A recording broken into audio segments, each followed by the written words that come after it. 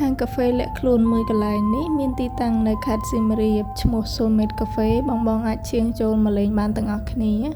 ទេសភាពនៅនឹងស្រស់ស្រាយមែនទែនហើយកន្លែងនេះជា counter ដែលយើងអាច order drink បានហើយនៅនឹងមានអាហារសម្រន់ជាច្រើនមុខដែលយើងអាចជ្រើសរើសតាមចំណង់ចំណូលចិត្តរបស់យើងបានហើយខាងក្រោយនេះជាផ្លូវដើរទៅកញ្ចុះដែលយើងអាចអង្គុយលេងនៅខាងក្រោយបាន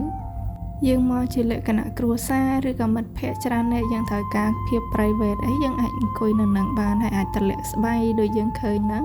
ហើយនៅខាងមុខក៏មានកន្លែងអង្គុយលេងដែរណាបង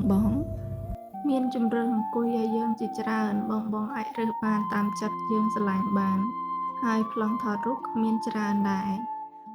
អ្នកដែលម្នាក់ឯងលក្ខណៈ solo អីកុំភ័យបងគាត់ថតរូបឲ្យស្អាតមែនតើដូចខ្ញុំផ្ទាល់អញ្ចឹងខ្ញុំមកម្នាក់ឯងហើយកន្លែងនេះបងគាត់ថតរូបតែខ្ញុំចង់បេះក្រួចអត់មែនតើសម្រាប់បង